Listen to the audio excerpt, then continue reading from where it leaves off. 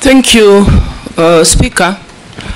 Nominee, my first one's a comment. It's good that you mentioned about redesigning our training programs. Through you, Speaker, recently the Maritime Authority advertised for jobs for Kenyans to work in the vessels. And the requirement was just basically training in hospitality, front office, and a foreign language, which is German. But I put it to you, they could hardly raise the numbers that were needed. So seriously, it is an area of concern because we are losing out on opportunities as Kenyans, yet we're talking about unemployment. So, Honorable Nominee, if approved, I think that is one of the areas you need to seriously focus on, to ensure that we're training in all disciplines related to maritime so that we can benefit from the opportunities. So my question is, and this is from a Kenyan, in 2010, the then Internal Security Minister, the late Honorable George Saitoti, tabled a list in Parliament containing 4 members of Parliament, including yourself as a suspected drug trafficker. The US Embassy also stated that Kenya Anti-Narcotic Unit suspected that you were involved in narcotic trade. Are you aware of these grave allegations and the effects of drug addiction in our nation? If so, kindly shed some light on that. Thank you. Answer those 3. Honorable Kosing, my record speaks for itself. I was not in any way a desk governor. I am a ground person. I am a ground person. That is why I left Mombasa County with the best cardiac center in the country and possibly in the continent. I left Mombasa County with state-of-the-art cancer treatment center. I left the county with a lot of social development programs that are on record. So I'm just picking a few. Mr. Speaker, today if I have a cardiac issue, I want to tell you, and I will encourage all of you and those that have visited Mombasa, if you have a cardiac issue, Coast General is your place. Because they have the state-of-the-art cath lab with well-trained doctors that constantly do open heart surgeries, fix cardiac issues quickly, and that was my leadership. So I provide leadership, and I will. And in the mining and blue economy and maritime, if you approve me, I will hit the ground running, Mr. Speaker. On matters of licensing, I don't know whether this committee understands the process that is applied on licensing, but I'll quickly share from what I found out. And I'm saying that this I found out from the private sector. Number 1, you go to the potential area and engage either the landlord or the communities or the county. Then you get a consent. Then online, there is what they call the cadastre that covers the whole country in potential areas in matters mining. Then once you have the consent, you peg on the cadastre. And then at that point, you do a physical license application. And I've already heard of many instances that people have falsified documents to peg on the cadastre. That is number 1 hindrance on efficiency on issuing license. Because then therefore a true potential, and this basically mostly is done by speculators. So the true potential investor does not get an opportunity to even apply. So we first of all must fix how we handle the pegging. We must have technological means of ensuring that whatever is used to peg a site meets the standards. I have heard, for example, someone would just upload a newspaper, and that acts as a consent, because the technology currently doesn't have the ability to authenticate some of those documents that are uploaded. So what do I say? I say we need to digitize end to end. We must digitize it end to end. And Mr. Speaker, let me put it this way. Even in our own country, I know for sure, for certain, there are young people with enormous capacity and potential to help us develop. I must also say that I was taken by surprise when during Maandamanos there are some young Kenyans who quickly developed and designed a communication program, and people are communicating like an app overnight. It tells you when people have the capacity. And for me, Mr. Speaker, if I'm approved, my urgent and priority first step is to involve the young people. They can help us grow. They can help us fix many things locally.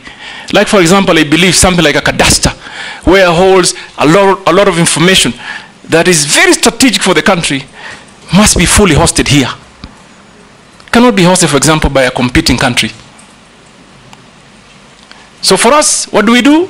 We invest in technology end to end. Right now, I'm informed that they have done it, but there's quite a human interaction phase that we must try and do away. It will create efficiency. It will also deal with corruption issues. So I hear you, Mheshimiwa, and I can tell you that that will be my priority. And also, I want to talk on the artisanal miners and licensing.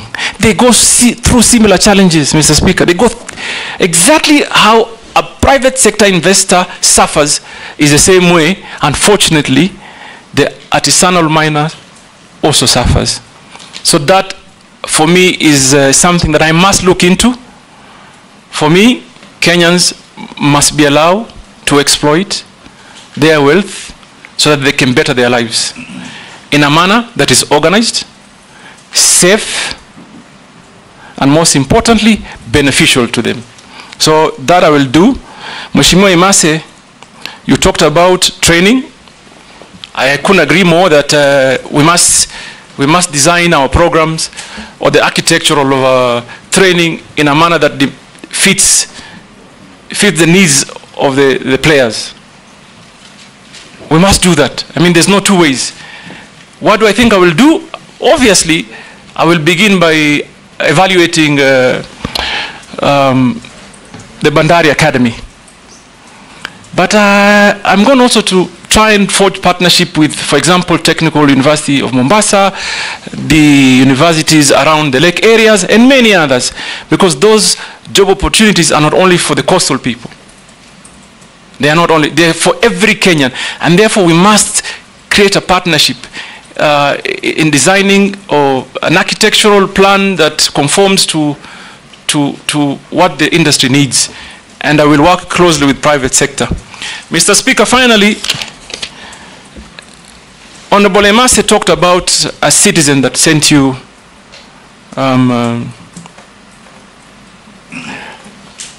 SMS. A question on SMS. On the drug baron issue. You know, the irony for me is that when you want to pick records selectively, that is what that is what challenges me. The quagmire for me is I don't understand. If you come and table a report, obviously there must be some subsequent actions. And I want to also, this is one matter that I really hope we can put to permanent closure, Mr. Speaker. When I was campaigning in 2013, in Mombasa, there were billboards put up. Don't vote the Baron, vote change. Mr. Speaker, let me begin with that report. Yes, I thought it tabled the report on a dossier. that he was given, that was passed to him through the American embassy. What normally happens is that when you table or pass a dossier, it is investigated, I believe. It is worked on. So that happened. The late Honorable Saitoti, may the Almighty rest his soul in eternal peace, came back to Parliament to the report. He came back to Parliament and tabled a report of investigation and the outcome. And it was a multi-agency, almost international investigation that clearly stated, and I'm going to only speak for myself, that no iota of evidence was found against me. Mr. Speaker, let me put it this way. I'm not a fool. I come from a family that is blessed with businesses. And I am thankful to Almighty for what I have. So number one, that investigation was concluded. Number two, Honorable Emasi, first term as governor, I was the greatest critic of the Jubilee administration. Had lots of personal altercation. They came after me in businesses, in many fronts. Don't you think for a minute, if I was involved in any illegal activity, I would have survived that regime?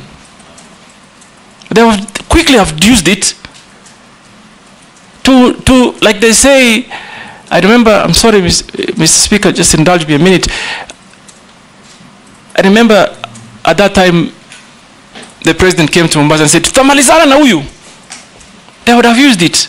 So please, Kenyans, I want to assure you here today that I do clean business. Visible, that can be audited, can be seen, physical, and therefore, please, Mr. Speaker, if anybody talks about a report that was tabled on the dossier, also talk about the report that came after that, that cleared us. And I am particularly interested because first point on for me to call and try and interest investors to come, I am planning to go to the United States. They are known for big investments in mining, and it is my plan to go and engage them, interest companies from the United States. The same Americans gave you a visa to accompany me as foreign minister to the US. Exactly, Mr. Speaker, just after that. In fact, just after the I went. Immediately after that. And I've been to America many times, and I intend to continue to go to America, because America really, Mr. Speaker, I think we're going to be looking that way to get investors to come and invest, particularly in the areas of mining. So, Mr. Speaker, that matter, again, I hope it comes to permanent closure, because it's all but don't like education, it comes up only when they're seeing an opportunity. But don't be pigeonholed to America. There are even bigger mining countries like Australia. No, in Canada, Australia. Others, yes. And even here, by the way, Mr. Speaker, I don't know whether you know, I've just found out, in fact, just yesterday, that Kenyans have invested heavily in mining in Tanzania. So even here we have them. Are you talking about me? Daud Morogara.